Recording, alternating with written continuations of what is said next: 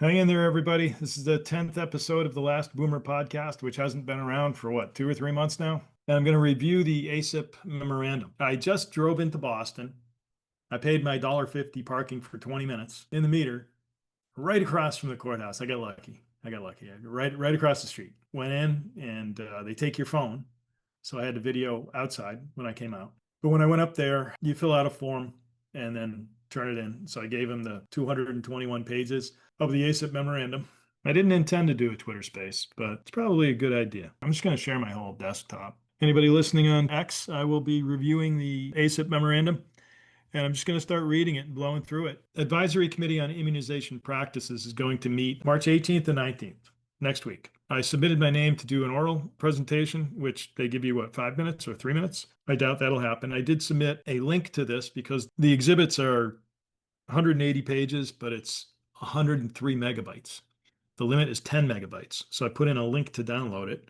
I don't think they'll do that. I did put in the main document, which is only 500 kilobytes, and that's on the right side of my screen. I think it's probably on the right side of your screen as well.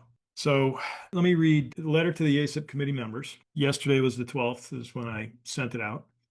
Kimberly Biss, MD, Harry Blackburn, Doctor of Pharmacy, and an MBA. Robert Malone, MD, Martin Kuldorf, MD and PhD, Retzef Levy, PhD, Cody Meisner, MD, Joseph Hibeln, MD, James Pagano, MD, Vicky Pebsworth, PhD, Michael Ross, MD, and Adam Urato, MD. Carbon copy CC to Pam Bondi, Attorney General of the United States. Kash Patel, Director of the FBI.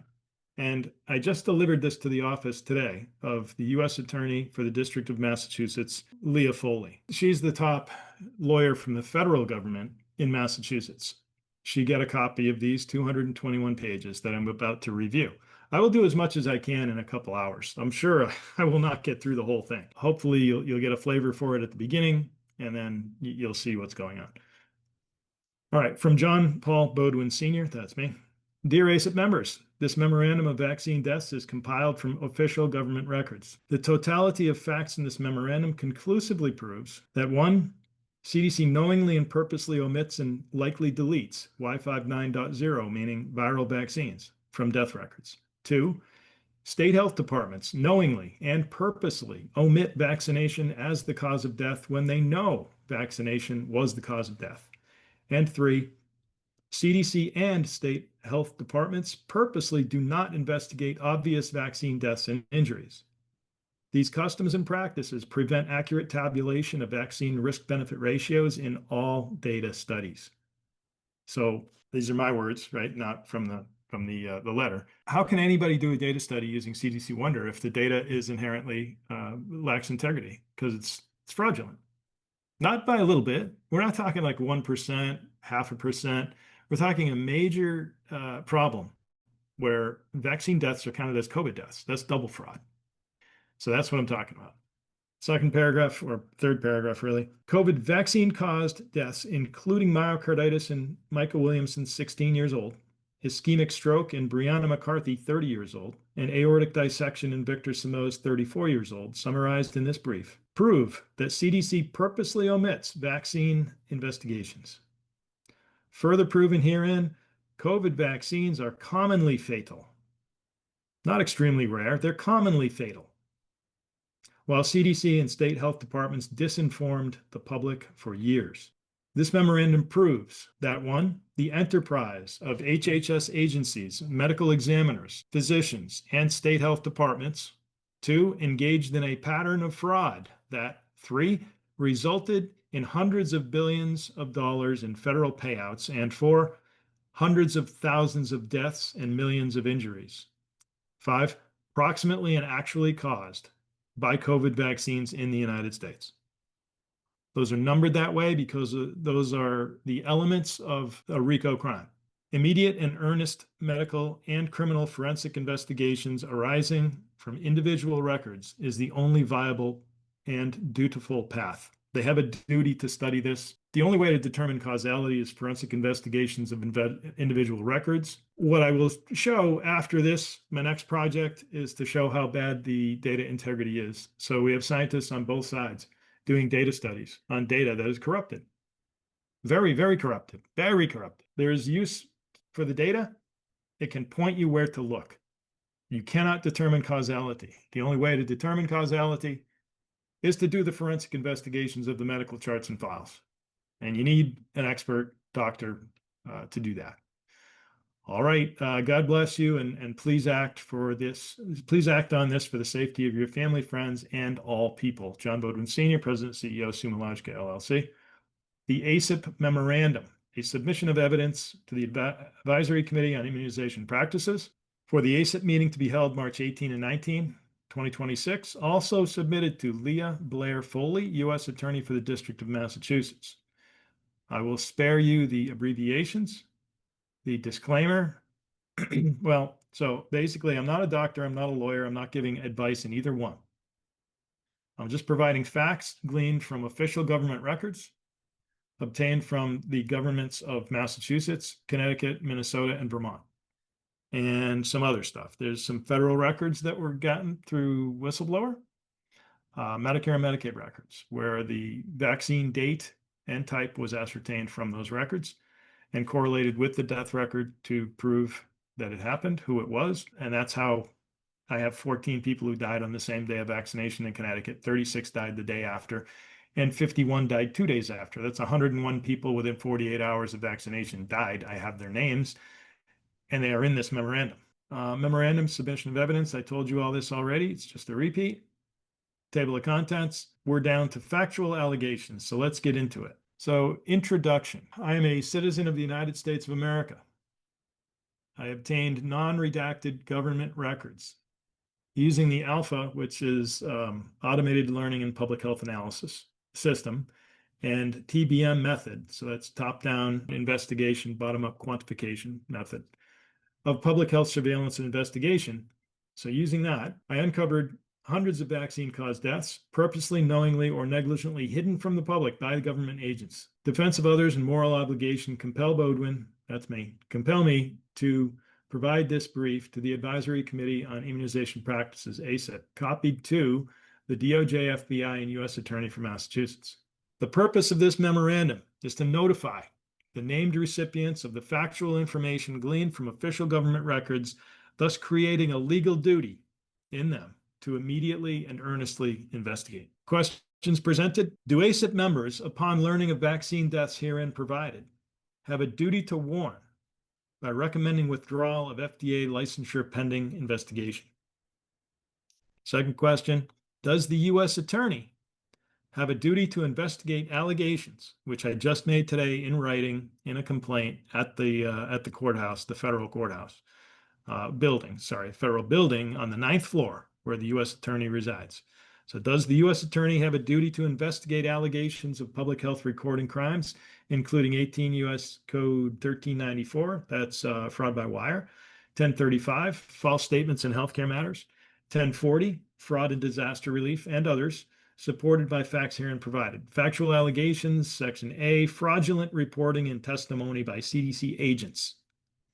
So I'm going to tell you what Dr. Sarah Meyer from the CDC testified to on June 25th. To ACIP, same body that this is going to. Exhibit A1 alone proves CDC disinforms the public regarding vaccines. Let's review that first now. So if you go on the other side of the screen here, Exhibit A, I hate graphs. There's only 2 graphs in this whole thing. We're going to get them out of the way. Y590, it means viral vaccines. So if a death occurs, then the CDC codes it with Y59.0 if it says vaccine or vaccination on the death record. It's probably a little bit more to it in terms of the positioning of those words with other words around it. But for the most part, vaccination deaths are Y59.0. The appearance of Y59.0 from 2010 through 2020 totaled 15. I can't tell you which years had what numbers. Hey, there's Cooper behind me. I don't know if you can see Cooper. Oh, where is he? Oh, now he's right behind me. Hey, buddy. Yeah, 15 years. So when a cell goes below 10, they hide it. So they suppress the data if it's below 10 because they don't want you to be able to identify someone. Because if it's 2 and then 1 and then 2, you can go in the obituaries and maybe find the guy. So they suppress the data. That's the excuse they use. But just think about it. From 2010 to 2020 is 11 years. That's the year of COVID, 2020. That was a bad flu year too. I mean, they gave a lot of flu vaccines before COVID started in January and February, and of course the fall leading up to it. But 15 total, 15 total. These are not VAERS reports. They're death records from all the states that go to the CDC. And that's how the data gets compiled. So the Y590 vaccine or vaccination appeared on death records in either the cause or contributing condition 15 times in 11 years. In 2021, 195 times. 195 times. Those are certified deaths. They're certified. The death certifier, the medical examiner, the coroner, the physician attending at time of death, or the advanced practice registered nurse, or there's different names, nurse practitioner in Massachusetts. Very few of those certified deaths. But when they do, and they write vaccine or vaccination as a cause or contributing condition, it gets coded, or it should get coded, with Y59.0. You're going to see that they've been deleting. I'll show you in a minute. But here's the point. There's 195 in 21, 47 in 22, 12 in 23, 20 and 24. Now, on June 25th, 2025, Dr. Sarah Meyer, Director, CDC Immunization Safety Office, she's a pediatrician, falsely testified before the ACIP committee members. Following is an excerpt from that testimony. However, Janssen use was limited in the United States by April 2021. So think by April, that means January, February, March, 3 months into the vaccination rollout. By April 2021, VAERS detected, VAERS, she's calling out VAERS now. VAERS detected 6 reports of thrombosis with thrombocytopenia syndrome, or TTS. FDA and CDC issued a 10-day pause in the use of the vaccine. Just a 10-day pause. Think about that. It was back in business after 10 days, okay? By December of that year, ACIP issued a preferential recommendation for mRNA vaccines over the use of Janssen, the adenovirus vector vaccine, right? The mRNAs are Moderna and Pfizer. They're only recommending. It was back in business after 10 days. She said 6 reports of TTS, thrombosis with thrombocytopenia syndrome. That's it. 6. I just showed you there's 195 reports of vaccine deaths in 2021. How many were in those first 3 months? I have that in here somewhere. Let's just keep reading. It's going to take a long time. The CDC only paused Janssen for 10 days despite knowing of numerous deaths involving thrombocytopenia from Moderna and Pfizer COVID vaccines, not Janssen, from Moderna and Pfizer COVID vaccines occurring before April 2021. Oh, here we go. The period of January, February, and March of 2021, those are the months before April. She said before April, right? By April. They had only 6 reports. It was only thrombocytopenia, and it was only Janssen, according to her. And they've used this slide before. The period of January, February, March 2021 totals 1,236 excess U.S. deaths involving ICD-10 code D69. That code is purpura and other stuff, but it's dominated by thrombocytopenia by far. 90% of the numbers in that code, of that 1,236, are thrombocytopenia involved. So just in those 3 months, the excess deaths from thrombocytopenia is over 1,000. And she's saying, we have 6 reports of Janssen. That's it. Secondly, the period of January, February, March 2021 totals at least 48 U.S. deaths involving Y59.0. So I went and I looked into this 195 number more deeply. I separated it by month instead of year. And by month, I did January, February, March. And the reason I say at least 48 is because one of the cells was suppressed. I was able to get a total. I couldn't get the individual for like 1 month was below 10. So it didn't tell me what the number was. But the total is around 48. That's the use of the ICD-10 code Y59.0. That doesn't mean there's only 48 deaths. There's thousands. There were thousands. I'll tell you right now. But 48 were coded. In other words, she just testified they only knew about 6, but there's 48 vaccine deaths. Oh, we don't have any reports. No, it's in the death certificates that are certified by the states that send them to you, which you received before April of 2021. before April 21. They knew of 48 vaccine deaths that were coded. And I'm going to show you most of them are not even coded, even though the death certifier wanted you to know. They wrote the vaccine on the death record. And somebody, somehow, that code disappeared from the death record after the automatic software generated it. Else the originals were manually coded. We'll get into that in a few minutes. It's going to go faster. I know it's slow here at the beginning. 48 deaths involving Y5 9.0. By April of 2021, VAERS, okay, she mentioned VAERS. She said VAERS. And she said reports, she didn't say deaths, of TTS, right? Thrombosis with thrombocytopenia syndrome. But the truth is they had 156 reports containing the word thrombocytopenia in the symptom text field. Of the 156, there were 92 hospitalizations, 31 were life-threatening situations, and 12 deaths. She's talking about 6 reports at the same time.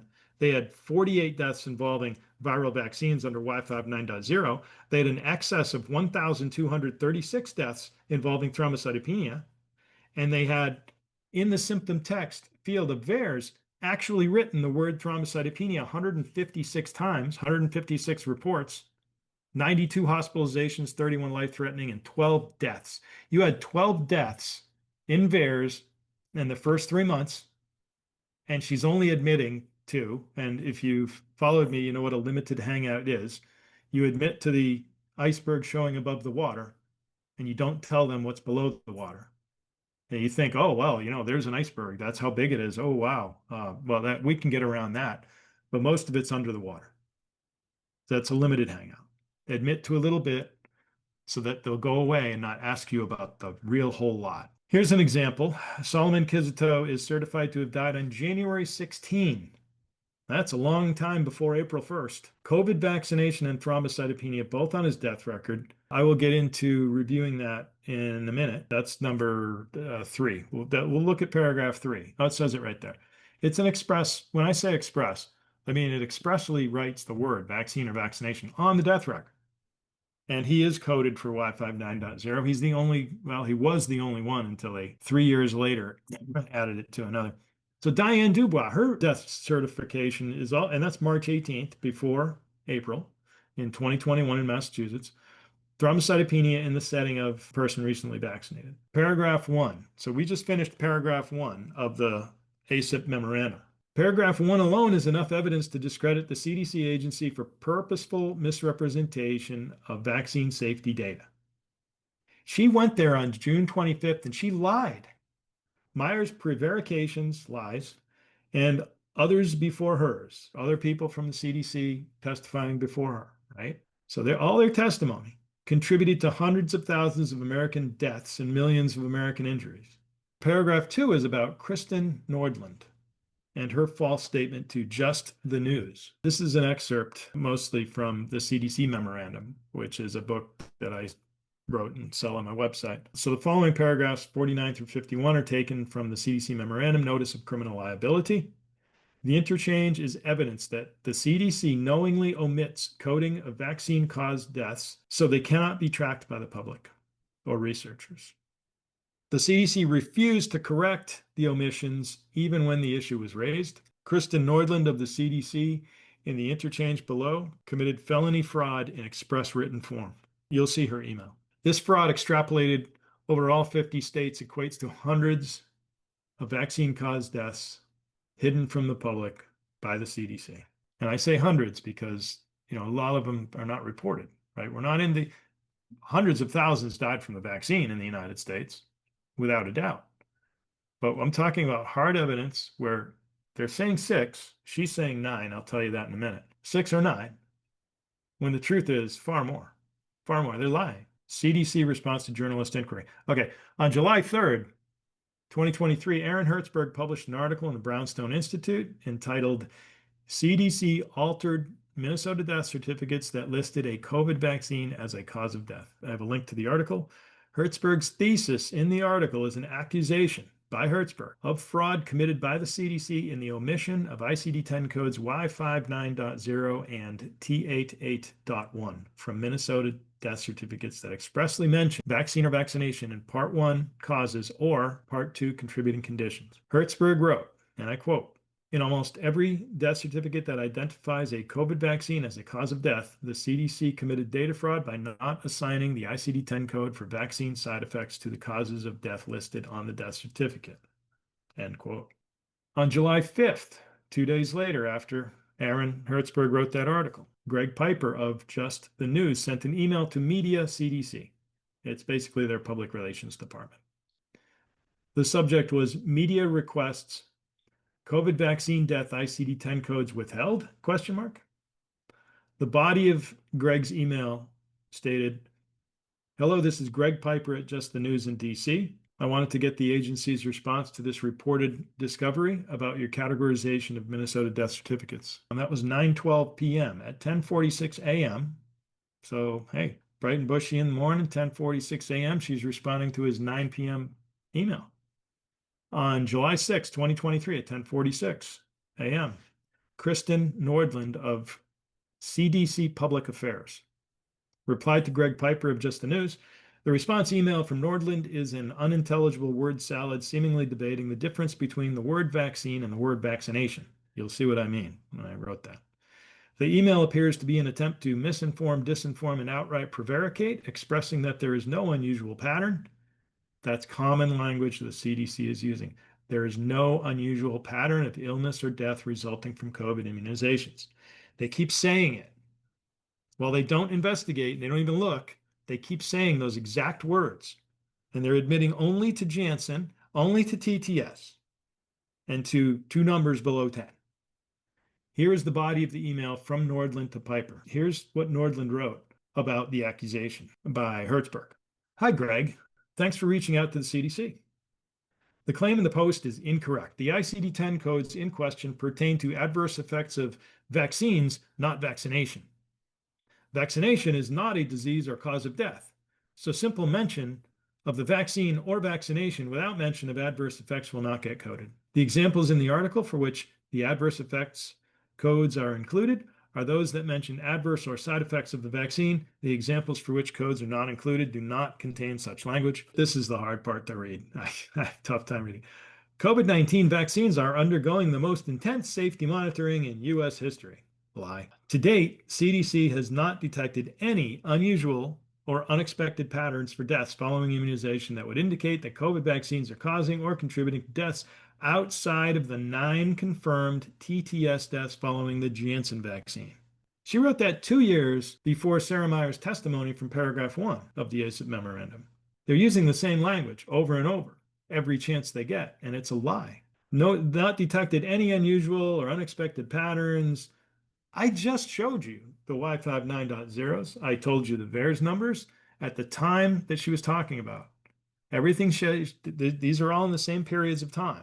They're apples to apples. She's saying 6, it's 195, 48, 30, every number I read you.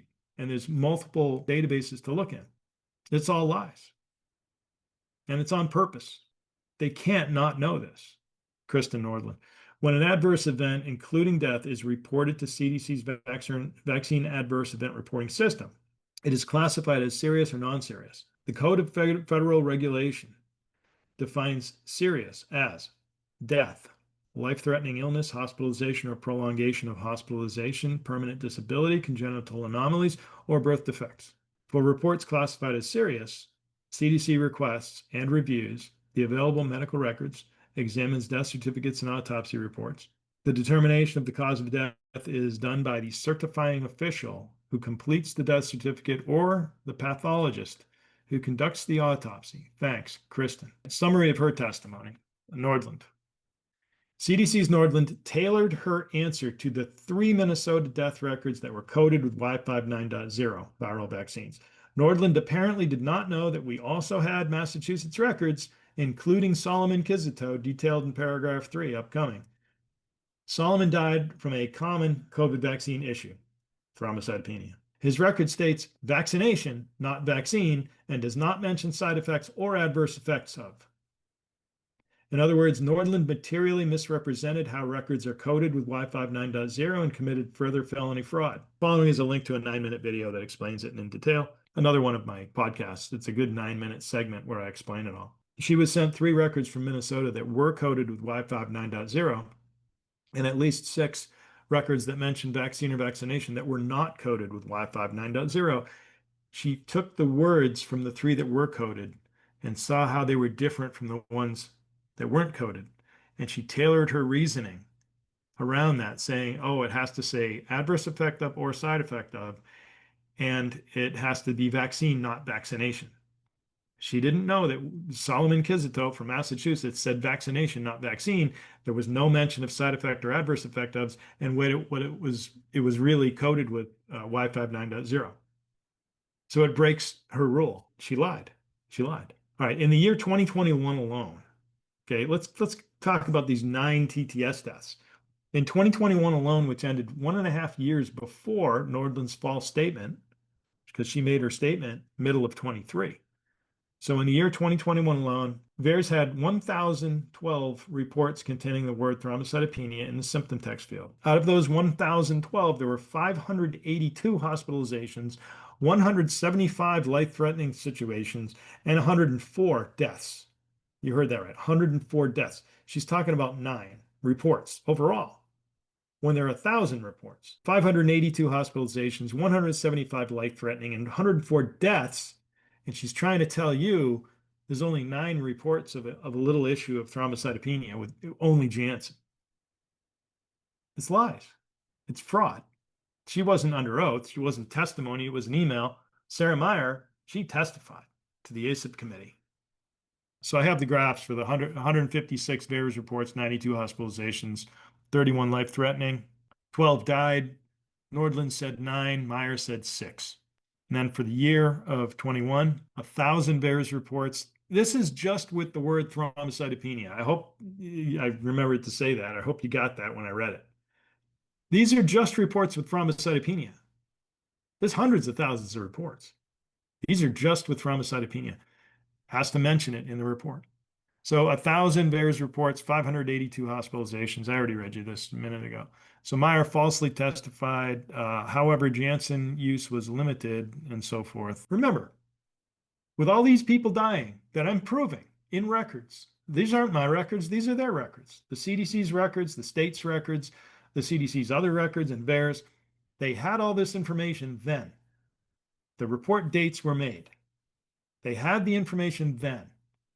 And they're telling everybody it's only, there's only 6 reports, it's Janssen only, and it's only thrombocytopenia. It's a lie, and a lie, and a lie. And a lot of people died. Hundreds of thousands of people died. Of thrombocytopenia alone, there were 15,000 excess deaths. All right, here we go. Now we're getting into the meat of it. People, no more graphs. And we'll start with Solomon Kizito. These are express certified vaccine-involved deaths. Remember, express means it has the word vaccine, vaccination, or vaccinated on it. Out of the 28 death records certified involving COVID vaccine as a cause or contributing condition, only 5 are coded with Y5 9.0. 23 are hidden from the public. These records this is Massachusetts, Connecticut, Massachusetts, Minnesota, Connecticut.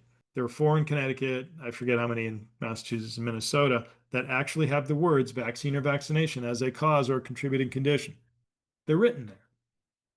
The death certifier put them on there for a reason. They're not supposed to put anything there that's not causal or contributing condition. They found a way to put COVID on a lot of them, even when it wasn't causal. But the point is, the records say it, but the code is missing for most of them. For 23 out of 28, it's hidden. Who at the CDC is deleting Y5 9.0 from those records? Or if they manually coded 5, why didn't they manually code the other 23?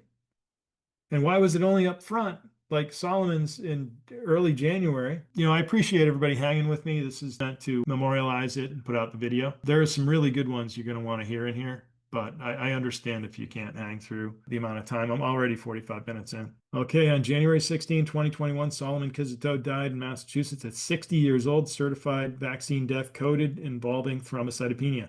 I'm going to go over to the left now and actually read what the death record says so that you have an idea.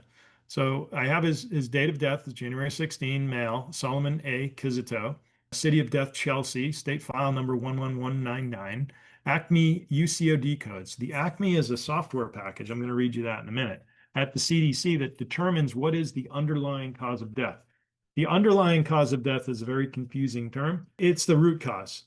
Very simply, it's the root, it's the thing that began the causal chain of events that caused death. Rebecca Diedrich, was she one of the ones I sued? I can't remember. I named 4 individual medical examiners. Solomon was 60 years old. He died from acute bronchopneumonia and idiopathic, meaning we don't know where it came from. Don't know how it happened. What was idiopathic? Thrombocytopenia was idiopathic. Following COVID-19 vaccination. Not vaccine, it says vaccination.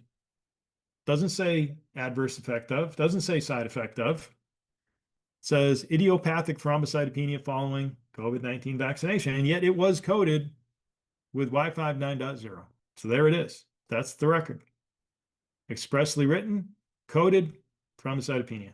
Note, CDC's Transax and ACME software system applies ICD-10 codes to words written on death records by death certifiers. So the death certifiers, whether it's a medical examiner or doctor or physician attending at time of death, they write the words on the death record electronically, right? They type it in. They get sent to the CDC, the records from the states.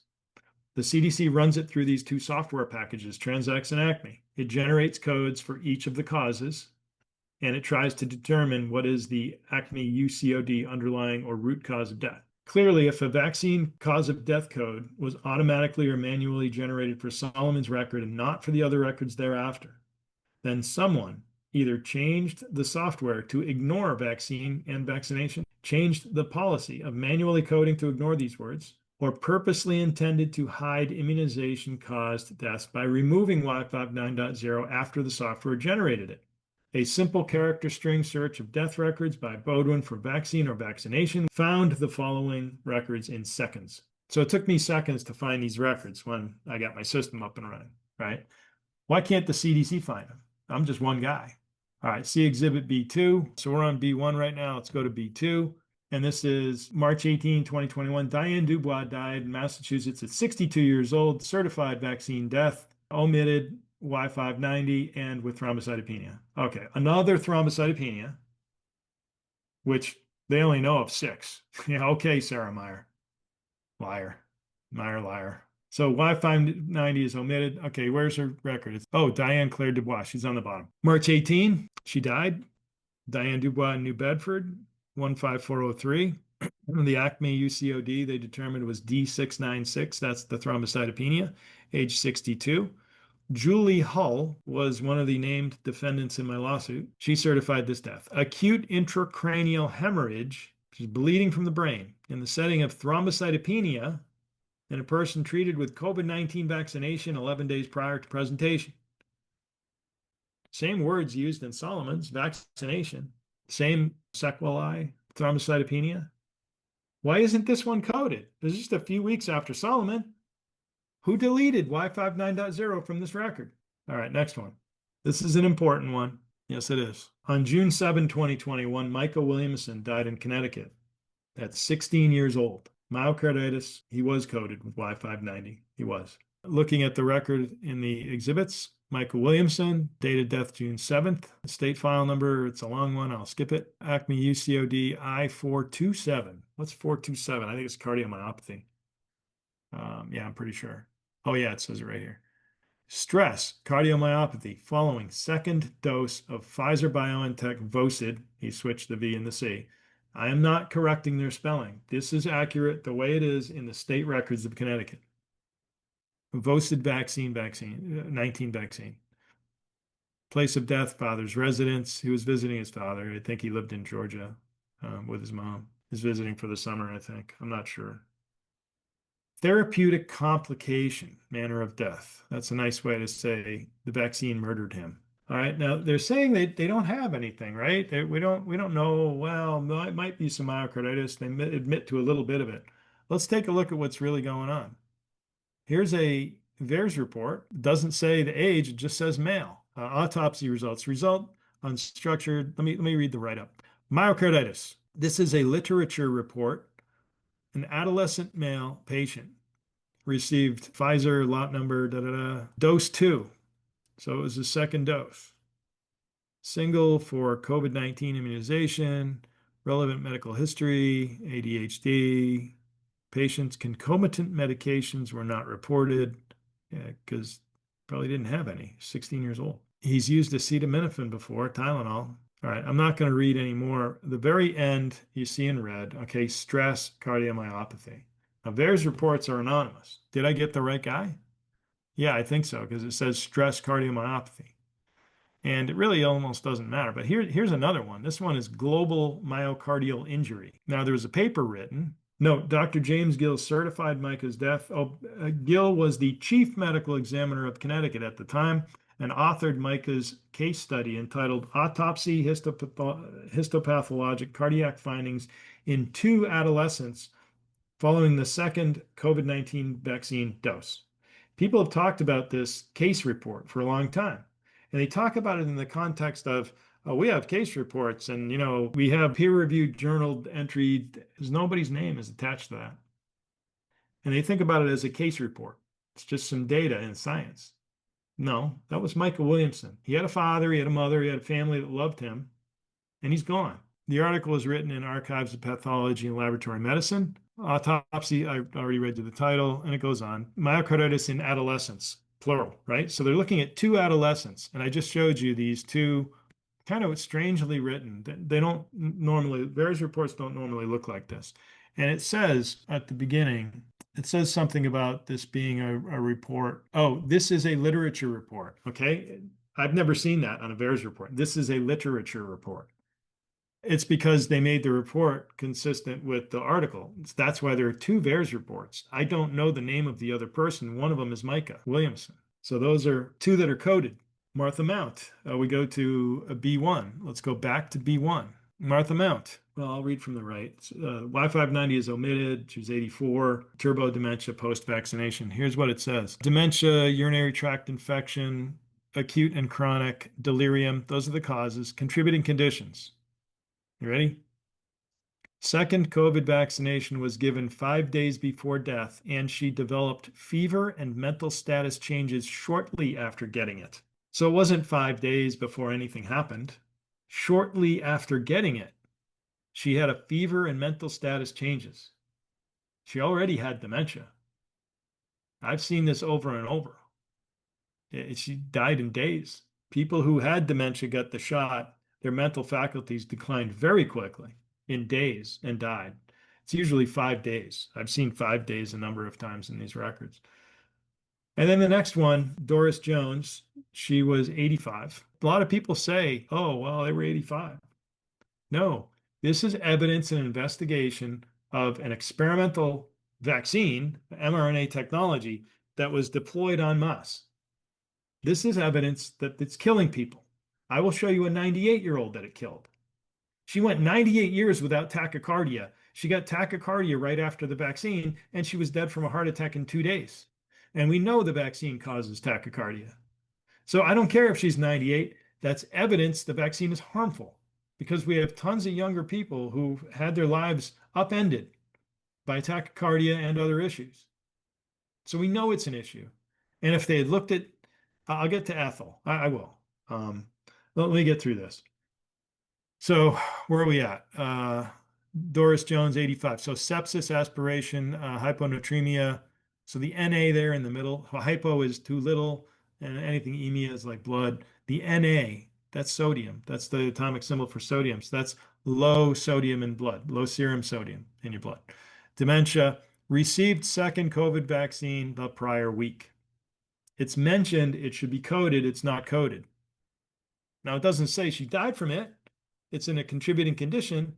But the way this works is it's written on there. The certifier wanted it coded. It didn't get coded. Or did it? Did it get coded? And then it was deleted by the CDC. B3, Dulcie Jesperson, was 73. That's not that old. Guillain-Barré syndrome. Guillain-Barré. Not coded. We know vaccines cause Guillain-Barré. What does it say? Multiple complications. When you have the words on the death record, you can see what's going through the mind of the person who wrote the words, not just the codes. The codes don't really tell you the whole story. Multiple complications of Guillain-Barré syndrome, spelled really weird. Received second Pfizer-BioNTech COVID-19 vaccine 28 days before start of symptoms. It takes about 5 months to die from Guillain-Barré, and she died on August 5th. So 8 minus 5 is 3. She probably got her vaccines in February and March, and 5 months later, she was dead from Guillain-Barré. And it says here the symptoms started 28 days after vaccination. That is consistent with a vaccine-induced Guillain-Barré. Not coded. B7. Juana Ferreras Ariza died in Connecticut, 39 years old. No Y59.0, the code's omitted. Involving probable remote myocarditis. So it's a sudden cardiac, oh, she's 39, by the way. 39. Sudden cardiac death with myocardial fibrosis, probable remote myocarditis. So just myocarditis, it weakens her heart, creates fibrosis, and then however much long later, she dies of a sudden cardiac death at 39 years old. And of course, you know what they throw on there? Novel coronavirus infection. They said COVID caused the myocarditis that caused the sudden cardiac death.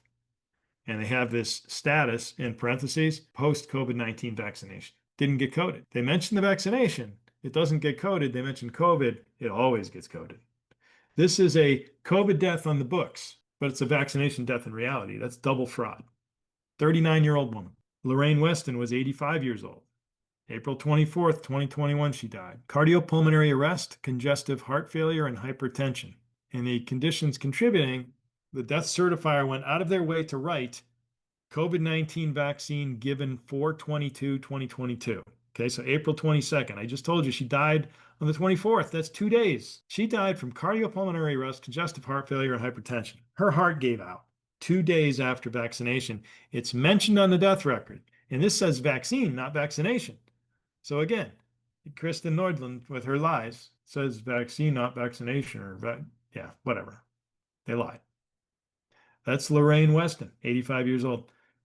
Exhibit B8. Oh, 16. Wow. Thank you, everybody. Appreciate it. I know it's tough. I mean, I lived through this.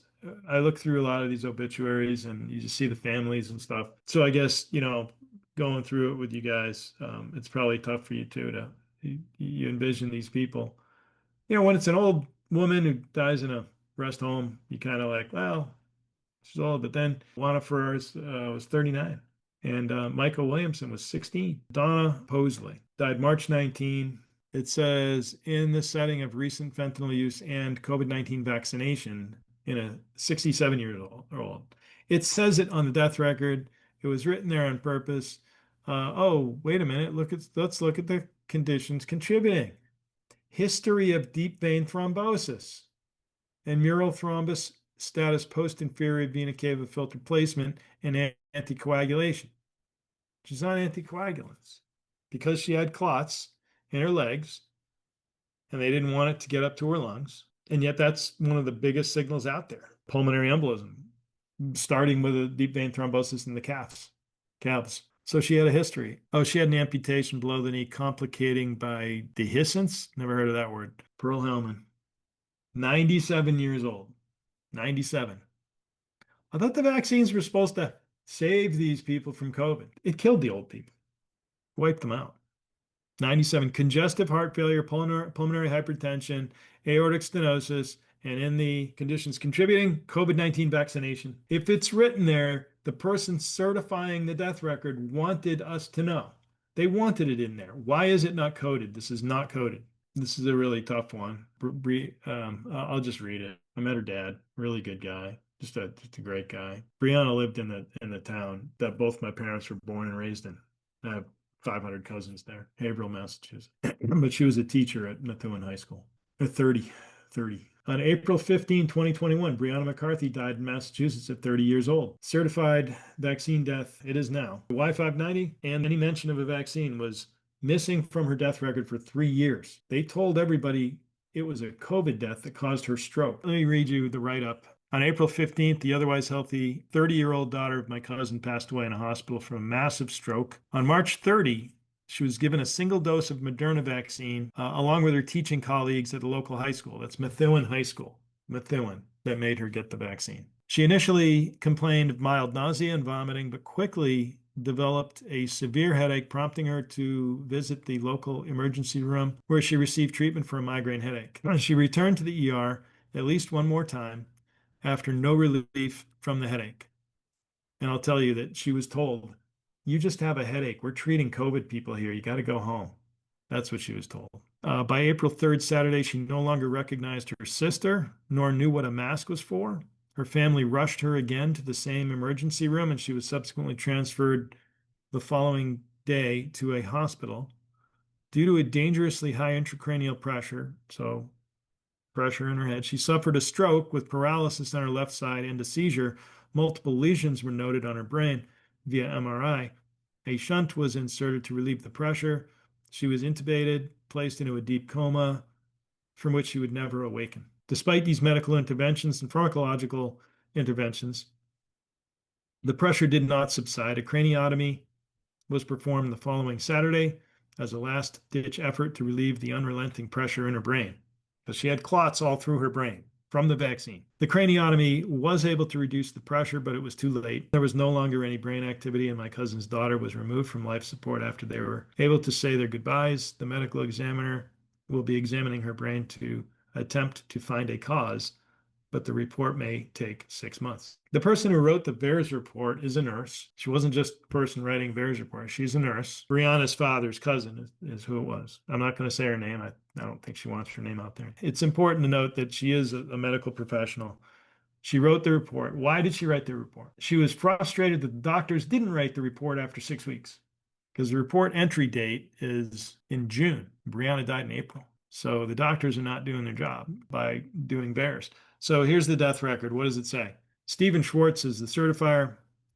I think he was a physician attending at time of death. I don't think he's a medical examiner. Non-traumatic cerebral herniation, ischemic stroke. Now it says COVID-19 vaccination, which it did not say for 3 years. They added that sometime in 24.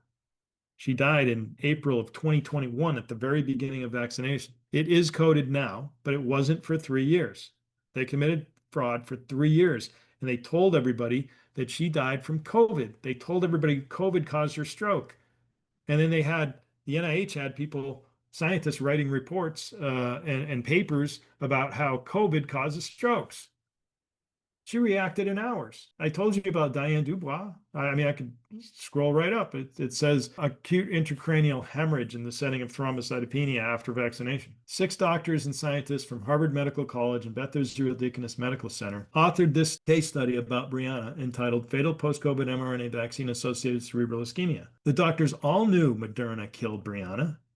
The death record was fraudulent for 3 years, until the Mass Department of Public Health relented and added the vaccine. I had a lawsuit in federal court against them, and her father was calling up saying, fix it, you're lying, fix it, you're lying. He was nicer than my, I don't want to put words in his mouth. He wasn't saying you're lying. He's saying that didn't kill her, fix it. And what did they do? I read the death record. Let me read it again. What did they do? They shoved vaccine in there, but they didn't take COVID off. As you read this, the lowest one, it's reverse time order. So ready? COVID-19 caused the COVID-19 vaccination that caused the stroke that caused your death. Yeah, okay. It's all lies. Everything's a lie. Joanne Sanderson, 59 years old, 59. Cardiac arrhythmia, 2 days after COVID vaccination and valvular heart disease for years. So she had valvular heart disease for years. She gets a COVID vaccination, and 2 days later, she's dead, and they call it cardiac arrhythmia, no Y5 9.0. The CDC deleting them, not coding them, it's purposely not coding them. And I told you there's 195 in 2021, so 195 snuck through. Snuck through. There's a hell of a lot more than 195 death certificates that have vaccine or vaccination on them. Richard Taylor was 60. I just told you a 59-year-old. Now is a 60-year-old. They're both younger than I am right now. Now that people are saying, yeah, John, but you're old. I'm like, yeah, okay. Maybe I'm old, maybe I'm not. I can go out and swim 3,000 yards, no problem. These people should not have died. All right, ready? Richard Taylor. Richard Taylor died 60 years old. Y590 is not on his death record. Arrhythmia, 15 minutes after vaccine. He died 15 minutes after vaccination. At 5 minutes, he had cardiopulmonary arrest. So he went into cardiac arrest in 5 minutes after the vaccination, and he was dead in 15 minutes. Recent COVID-19 vaccine on date of death, not coded. No Wi-Fi 9.0. This level of fraud, this is felonious. These are federal felonies committed. And who was it? Martin Gelman. Oh, Dayton, Bronx, Olivaria. This is a 10-year-old kid who had a history. He was premature baby and he was unhealthy.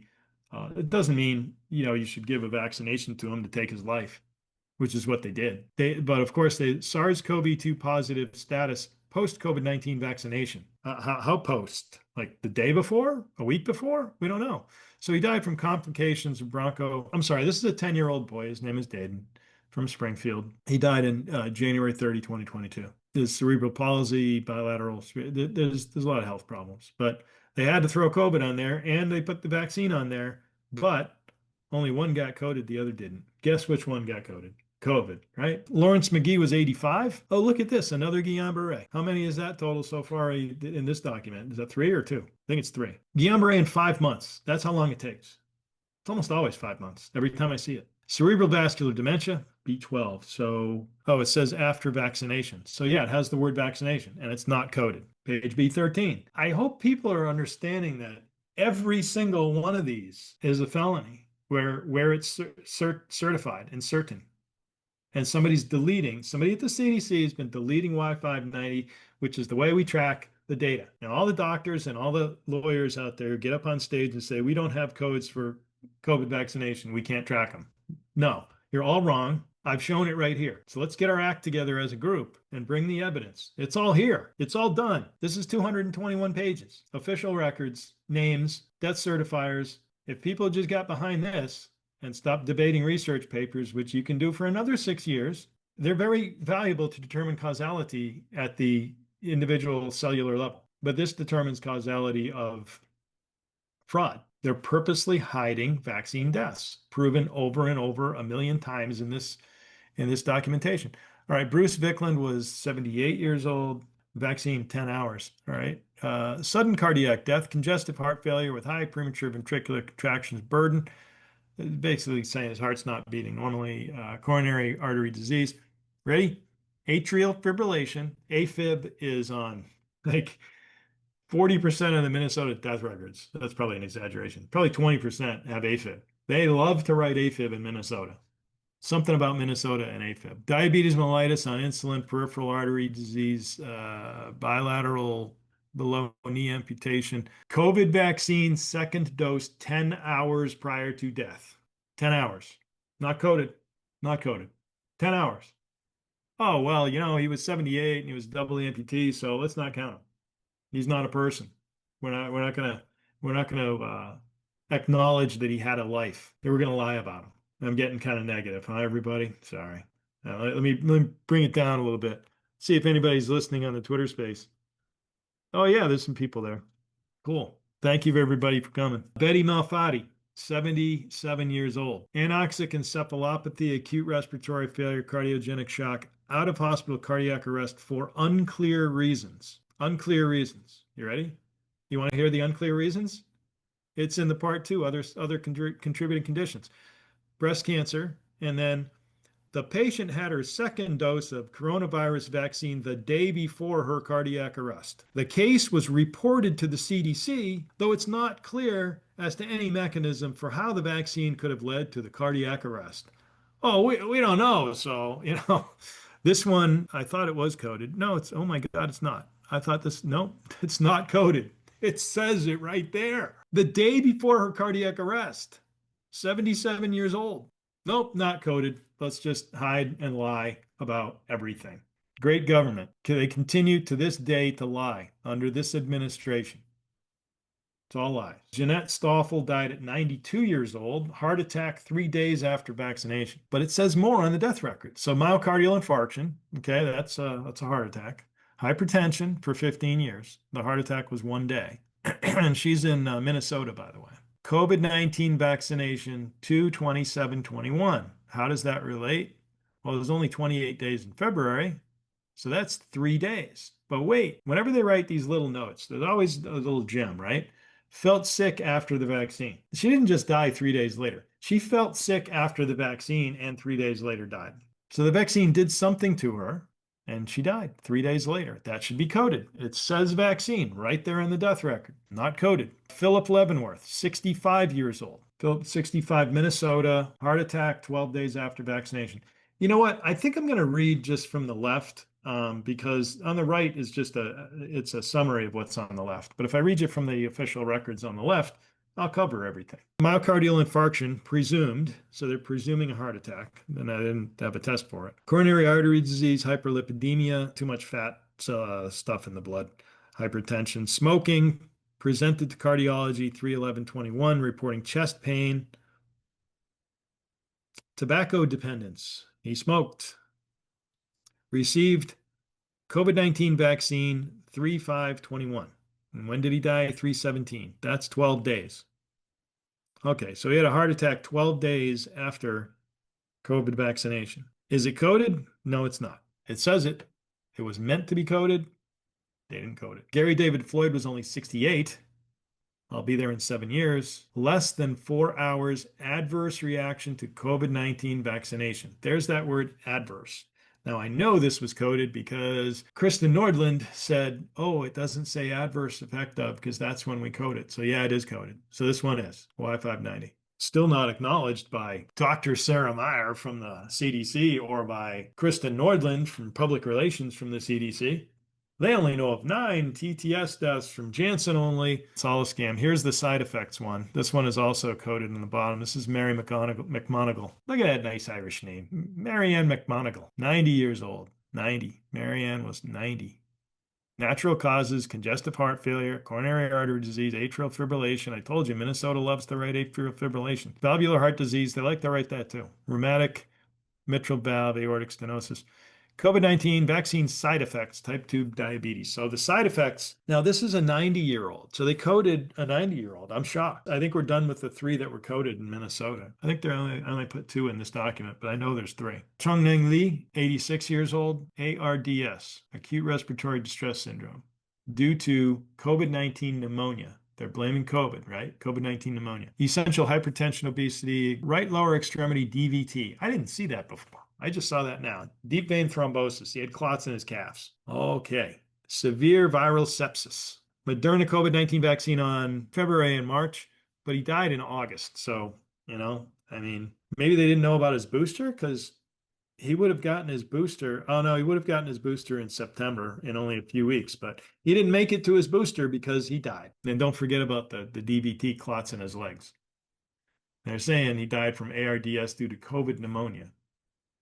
Maybe, but it still says the COVID vaccine, and it should be on, it should be coded, but it's not. Alan Dean Williams, 73, respiratory failure, COVID-19 pneumonia, breakthrough infection, mRNA vaccination greater than 6 months ago. But he died from COVID-19 pneumonia. I thought, I think it would have been worse for Alan if he wasn't vaccinated. He would have been dead sooner. No, he would have been dead more dead. Yeah, he would have been more dead. I'm kidding, everybody, right? The vaccine does not save you from more severe conditions. That was always a lie. They never had data to back that up, not data with integrity. It was all lies.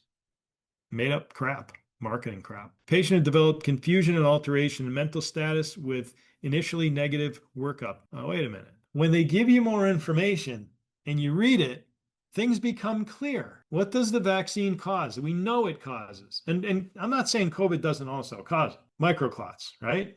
Emboli, microemboli. Here we go. Patient had developed confusion and alteration in mental status with initially negative workup. CAT scan, head, and LP. I should know what LP is. I'm blanking out. Subsequently determined to have suffered multiple microemboli to the brain on brain MRI. Felt to be due to COVID-19. Not the vaccine. It was felt to be due to COVID-19. But he had the vaccination 6 months earlier, and when they did the MRI, they found the problem with the brain. Subsequently determined to have suffered multiple microemboli to the brain. How long before? Was that like right after the vaccine, maybe? Probably. This is the importance of getting the records with the actual words and getting all the extra words that you get that this death certifier, Grabowski, decided to put in here. Now we know He didn't have respiratory failure with pneumonia and that's it. He had the vaccine, which didn't stop the COVID pneumonia that killed him, but he also had microemboli and scarring on his brain. And we know strokes. How many strokes have I read you so far? All right, B17, December 26th, day after Christmas, 2021. So we're about a year into the vaccine. Thelma Adams died 95 years old, got COVID despite the vaccine. What does it say? Thelma, acute hypoxic respiratory failure secondary to COVID-19 pneumonia, vaccinated.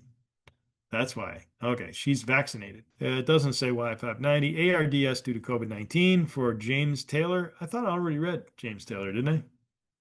Might be another James. Oh, this is senior. Was the other one junior? You guys don't want me to go back and check, do you? James Taylor. Oh, Richard Taylor. Sorry, I was wrong. That was Richard Taylor. This is James Taylor. All right. So James was 71. ARDS due to COVID-19. So they're blaming COVID-19. You ready? Diffuse large B-cell lymphoma. Vaccination with mRNA vaccine ×3 under condition of immunosuppression for treatment of lymphoma. Type 1 diabetes mellitus, severe pneumomediastinum. Say that fast. Pneumomediastinum with pneumopericardium and hyperlipidemia. Oh, pneumopericardium. Yeah, he's got multiple effects from the vaccine going on here. You know, one was he got 3 shots, and this is in 2022 in January, so he's a year in. If if the lymphoma was under 10 months old, I would say it's vaccine, highly likely the vaccine. We'll never know for sure, but we know it causes lymphoma. We know that. And he had lymphoma. And he also had pneumopericardium. B18, which is paragraphs 29 and 30. Clafton Coppage died at 83 from cardiomyopathy. Vaccine 1 month earlier. Penny Bachland, 78. COVID despite COVID vaccination. This one says fully vaccinated, no clear contribution to death. Oh, Sandra Frixell. I was reading the wrong one. Yeah, Coppage is down below. All right, so Sandra Frixell, pulmonary embolism and metastatic cholangiocarcinoma. Oh, come on. How many times have you heard that from the COVID vaccine? Cholangiocarcinoma? A lot of people are dying from that since the vaccines. So COVID-19 detected at death. Oh, so you tested the dead body for COVID, so you get the COVID relief funds. No clear contribution to death fully vaccinated. No clear contribution to death. COVID-19 or, oh yeah, they're saying COVID-19, the disease was no clear contribution, and they're saying he was fully vaccinated, and he died from a pulmonary embolism.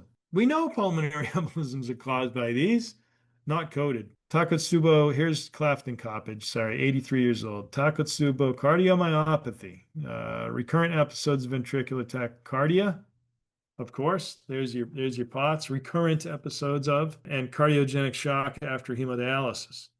I mean, I don't know if his tachycardia was like when he stood up and what his posture was at the time that it occurs, but it is caused by the vaccine. COVID-19 vaccinated patient is what it says. Oh, what is the other contributing conditions?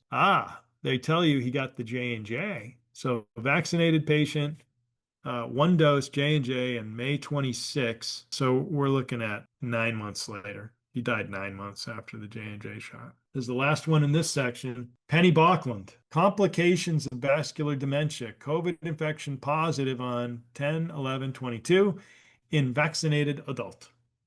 I thought the vaccine was supposed to save people. These I correlated with VAERS reports. So the VAERS reports on top, the death records on the bottom. This is Eden McDonald. She was 17 years old. She died from a cerebral venous sinus thrombosis, CVST, known to be caused by these vaccines.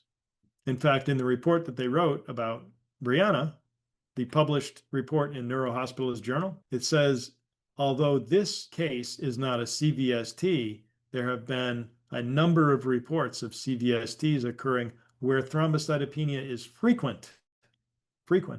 And then they write the required words in the conclusion that it's extremely rare, because they have to write that. Headache started around 3 weeks prior to the event that delayed the second dose of vaccine.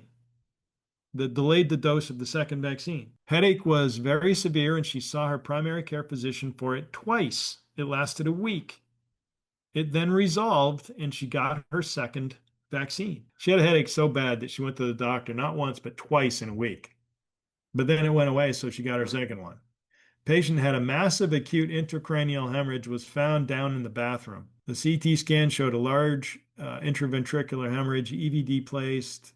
Patient progressed to massive brain swelling and infarctions. Decompressive craniectomy, unable to control intracranial pressure. Parents agreed to DNR status. The patient is not expected to survive. And I didn't find this by looking for deaths in VAERS because she's not listed as a death in VAERS because the report was entered on the 10th of June. She died on the 11th. She died the day after the report was written, so it was not updated. I got the right girl. There's no mention of the vaccine on her death record.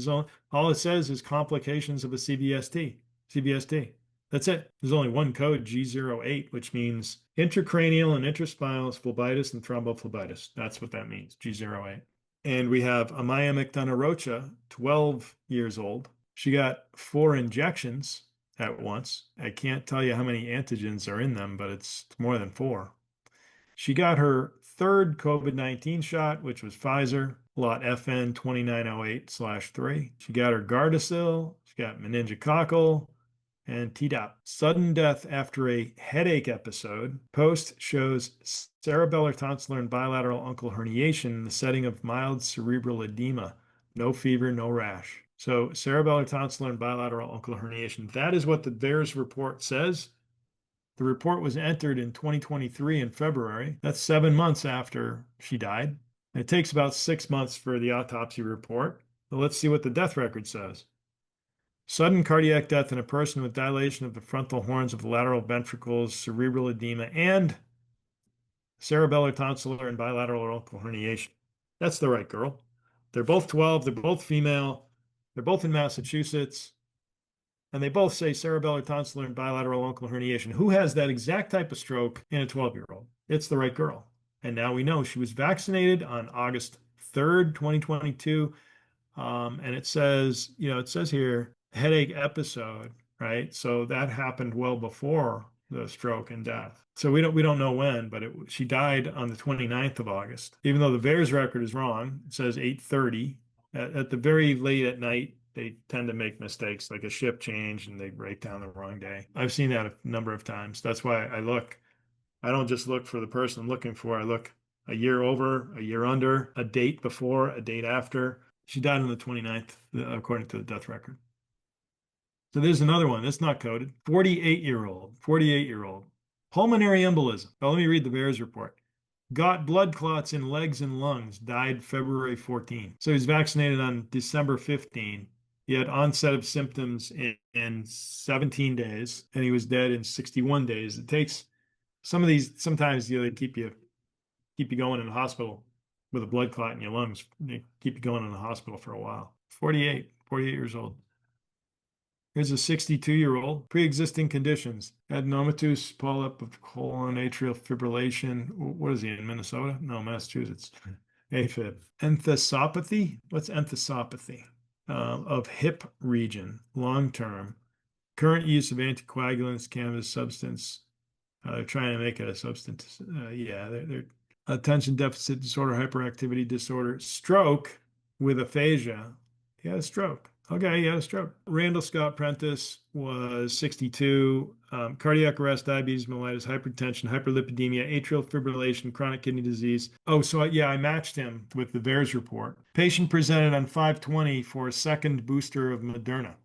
So he goes in at 5/20 to get his second booster.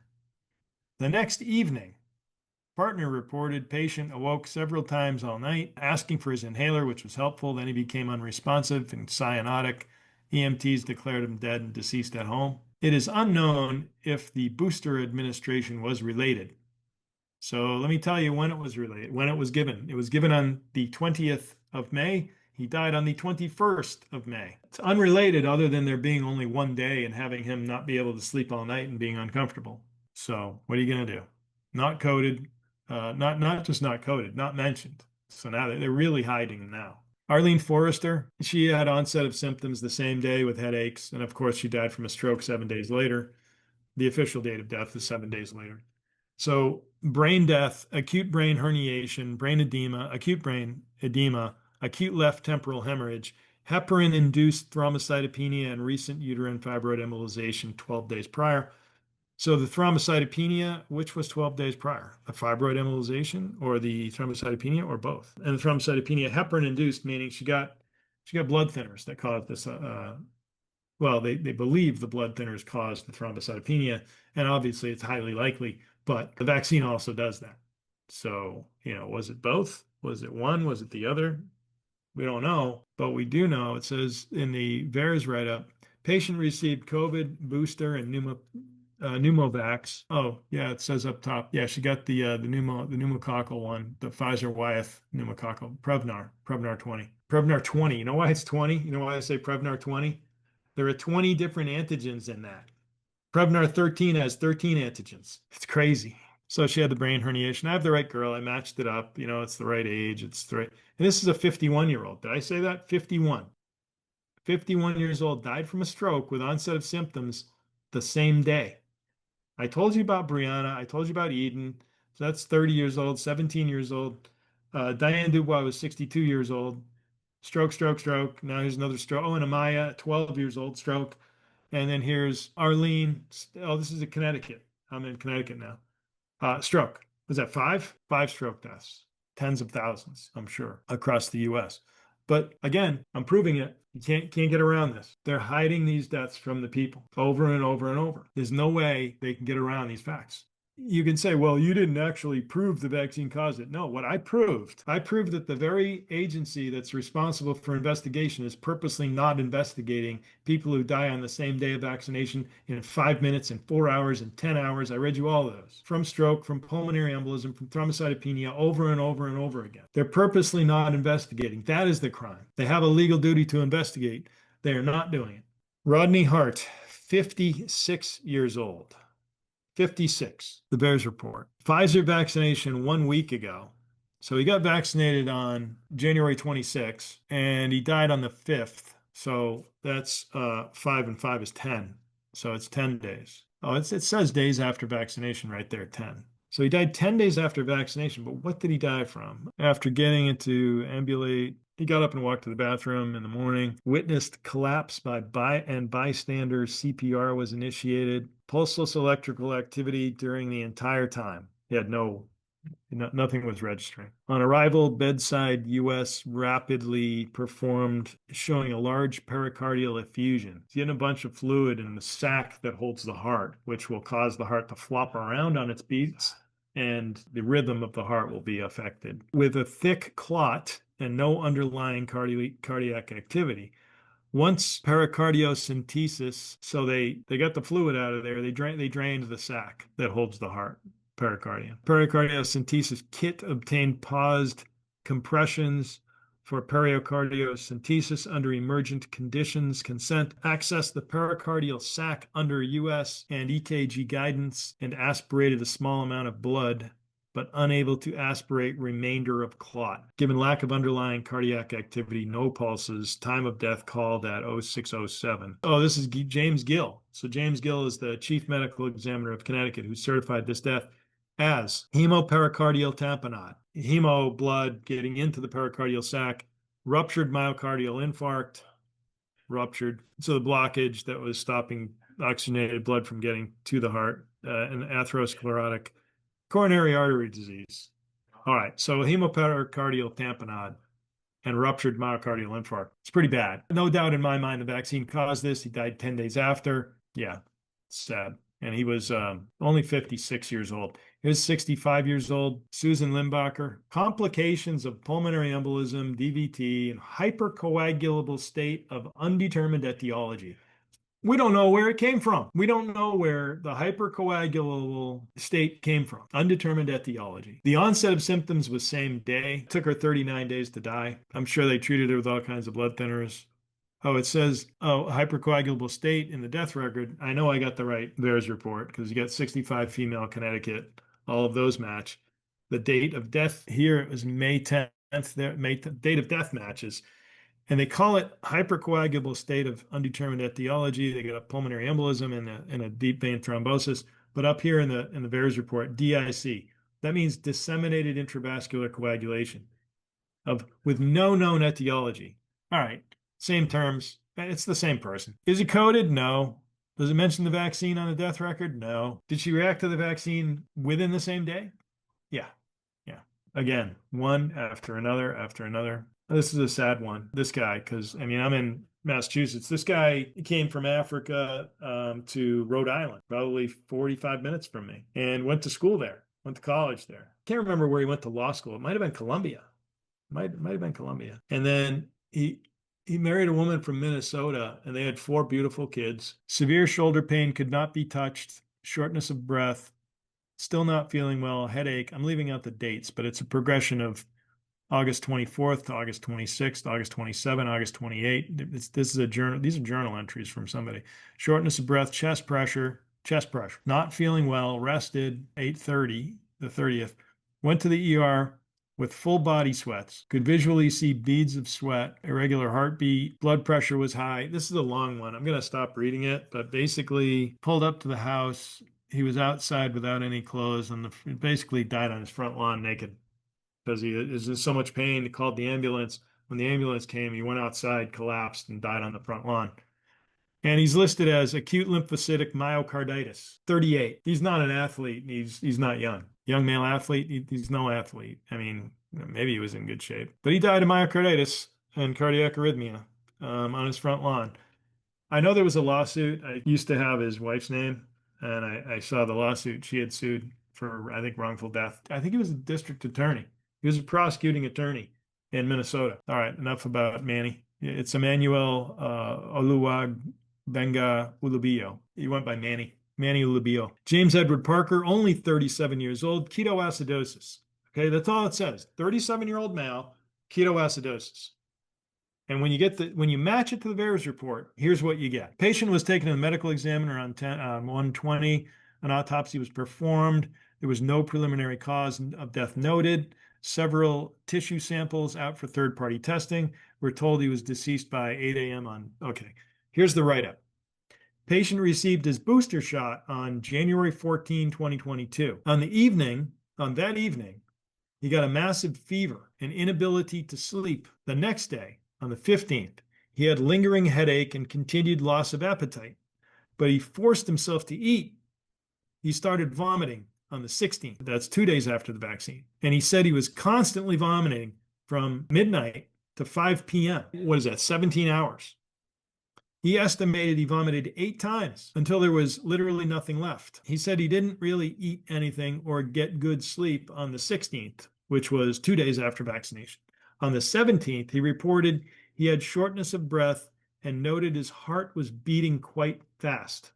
See, tachycardia. He noted that when he cooled his head, it helped the shortness of breath a lot. His last communication was 8:40 p.m. on January 17, 2022.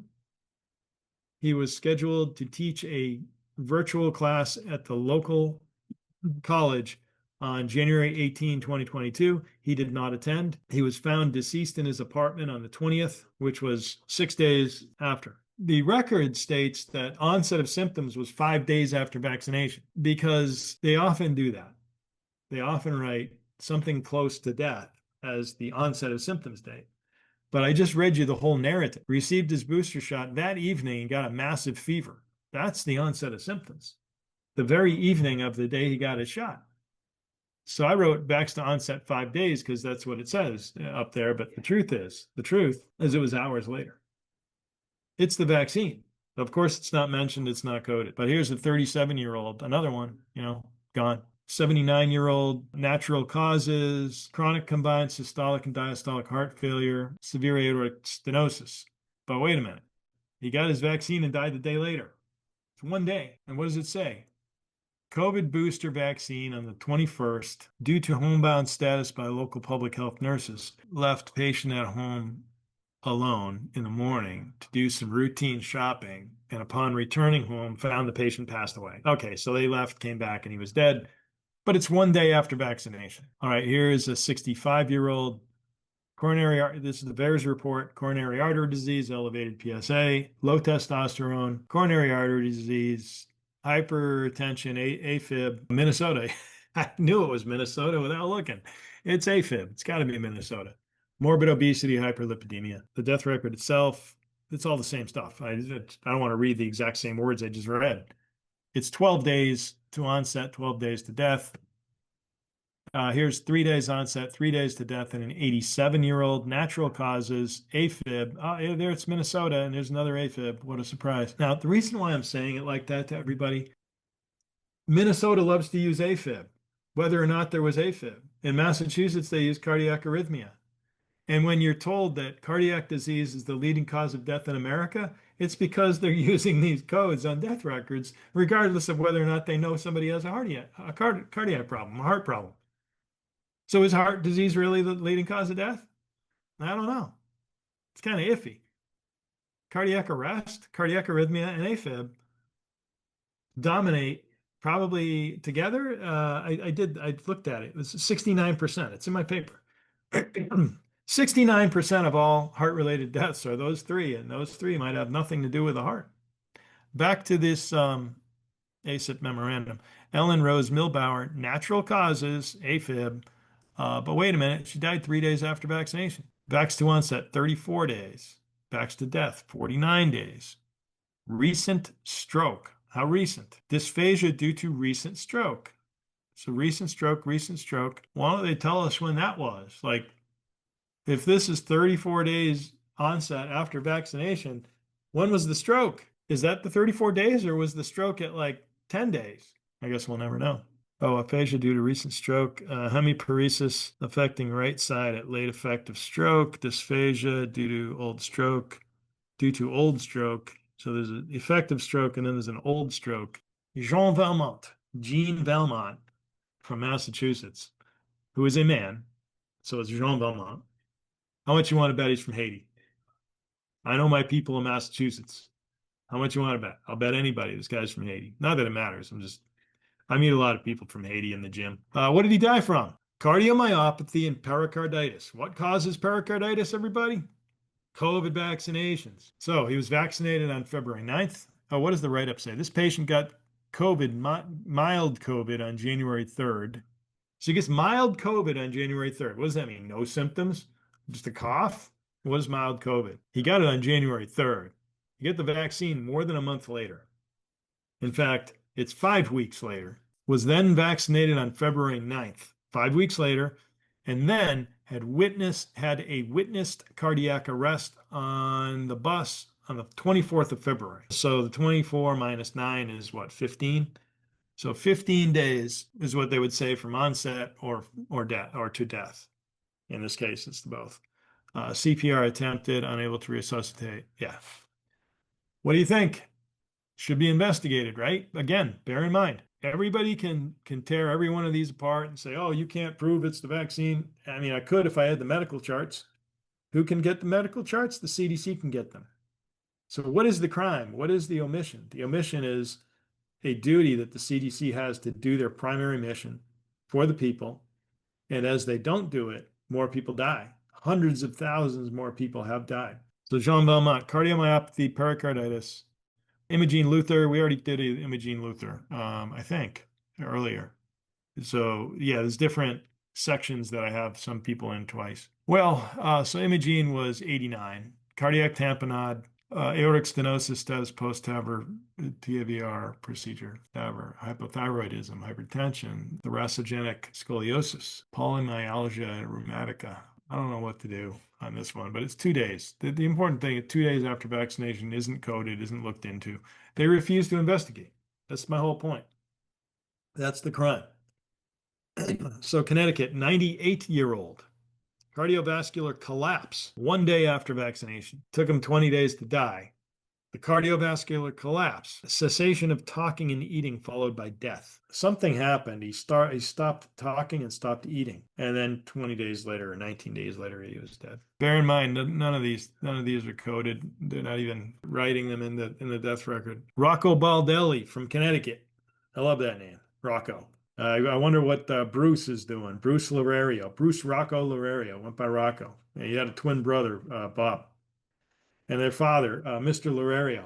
Mr. Lorario was a great teacher in high school.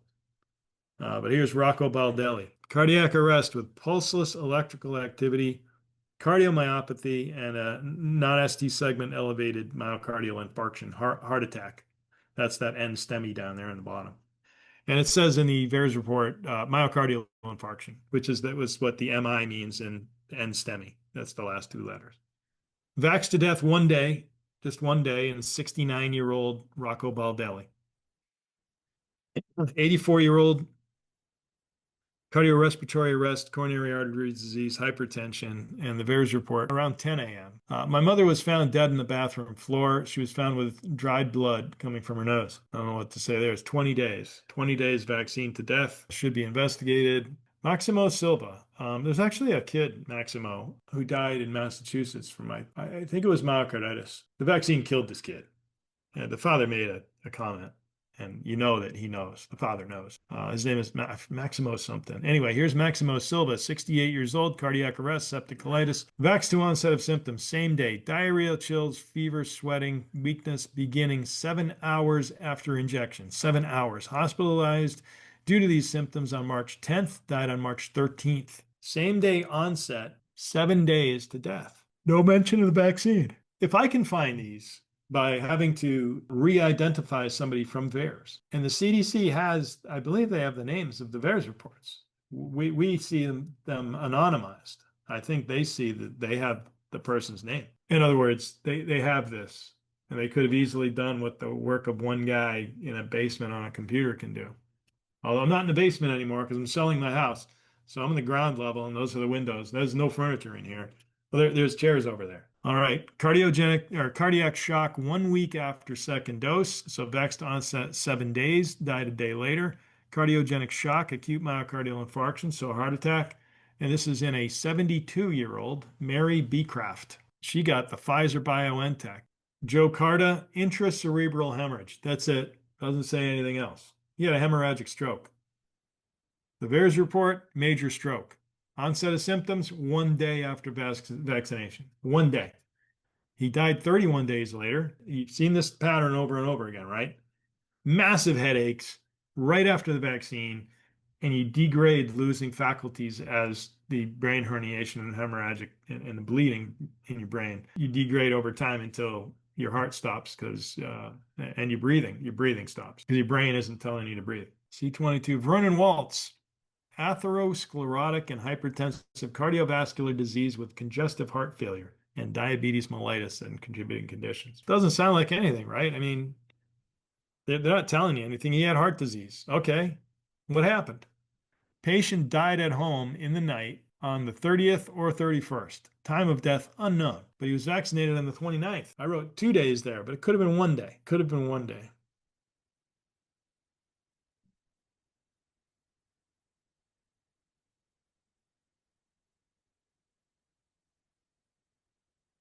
Ah, you caught me falling asleep again.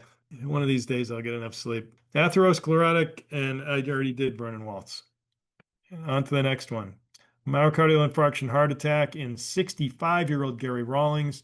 VAERS report, heart pain, chest pain, hard to breathe, lack of energy, swollen legs, erratic heartbeat. Outcome 3 days after vaccination, heart failure. But the onset of symptoms was 1 day. 1 day. So 1 day later, he's got all his chest pain and everything, and 3 days later, he's dead from a heart attack. No mention of the vaccine on the death record. They're hiding and lying and hiding. Meyer the liar. Dr. Meyer the liar. So VAERS report, a patient was scheduled for second dose. Who is this? John Saunders. Scheduled for second dose on the 14th. Wife called that morning to say that he passed away on the 6th. Wife stated he saw the neurologist on the 1st. On the 6th, he was doing very well in the morning and at night. It says AM and PM. She put him to bed. He woke up and called to her, gasped, and passed away. She reports he tolerated the March 17 vaccine well. He tolerated it well. Okay, but he's dead. You know, how well did he tolerate it? Oh, it can't be it can't be the vaccine. We can't blame the vaccine for anything ever. Pulmonary distress. Could that have been microclots on the blood side of the lung instead of the air side of the lung? Pulmonary distress. 65 years old, COVID-19 viral pneumonia and hypoxic respiratory failure. Looks like COVID death to me. Except somebody wrote vaccine breakthrough hospitalization, treated for presumed, uh-oh. How do you write all that stuff about pneumonia and then just casually throw in here, treated for presumed pulmonary embolism with full dose anticoagulation? There's just so many lies. How do you even decipher? So the VAERS report, acute coronary syndrome, and the death record, acute coronary syndrome. Vax to onset 2 days, death is 3 days, 84 years old. We've got a 56-year-old suspected pulmonary embolism and a 56-year-old. Pulmonary embolism, patient arrived at the hospital in cardiac arrest 48 hours after administration of Pfizer. So she gets a Pfizer and she's dead of a pulmonary embolism in 2 days. Nothing about the vaccine there. I'm going to end in a few minutes here, everybody. I really appreciate your time. How many more of these do I have? I have a lot. I talk about Victor, Victor Simoes, C28, Rafaela Rogowski. Approximately 1 week, vax to onset, 21 days for death. Approximately 1 week after vaccine, patient began shaking, trembling per caregiver and son. Died from vascular dementia with behavioral disturbance. Behavioral disturbance, I wonder what that is. In the records, it says some have violent outbursts. So if they have dementia and they're going through dementia, they get the COVID vaccine, and they go really violent, like right after, like getting physically attacking. Cerebral atherosclerosis. And there we go. Falling asleep again. All right. I'm going to put a hard stop at 6:15. 3 more minutes. Peter Janatino, 90 years old, hypercapnic, decompensated congestive heart failure, and respiratory failure. Also had hypertension, diabetes, prostate cancer, and COVID pneumonia. Got to throw COVID pneumonia on there. You got to get paid. Got to get the money. It's the last thing written on here, COVID pneumonia. So there you've got your J's, your J189. That's the pneumonia unspecified. All right, so 6 days to onset, 32 days to death, 19 days to onset, 38 days to death. What did he die from? Multi-organ failure in a 61-year-old. Cardiac arrest death and myocardial infarction. 50 years old. So John LaFlame was 50 years old. Vaxxed to death 1 day. 1 day. All right, everybody. I'm falling asleep while I'm doing this. I don't think I can do any more. Last two, because they're both strokes. 84-year-old patient received COVID vaccine on the 30th of March at home. Per the obituary, died on May 10th. So that's a substantial amount of time, but it says encephalopathy here. We know that happens from the vaccine. The next one is a cerebrovascular accident. Patient received COVID-19 vaccine, per obituary, died at home. Uh-oh. Did I have a mistake here? It's an 84-year-old. That's an 88-year-old. Oh, you know what? That's so funny. I wonder if the same person wrote these up, because they wrote the exact same thing. They just changed the dates, because this guy died on the 13th. Yeah, so same day onset for a cerebrovascular accident. Actually, it says DVT on the bottom. So you've got the whole clotting thing going on. Deep vein thrombosis, clots in the calves. Patricia Moran, cardiac arrest, doesn't say anything else. 25 days from vax. A notified police department, took a dose of Moderna. That was 4/26. Okay. That's it, everybody. Falling asleep for 4 times. That's probably enough for tonight. It's funny. Can anybody in the chat, can you tell when I fall asleep? Do you know when I shut my eyes and I'm out, completely out? And then I wake up like, I don't know, a second, 2 seconds, 3 seconds later. Hey, thanks everybody for coming. I'm going to have to note, I got up to C34. I might do this tomorrow for another hour. Try to get through this. I want to get through the whole memorandum. So not even halfway through in either one of them. God bless everybody. Take care. All right. Bye, everybody.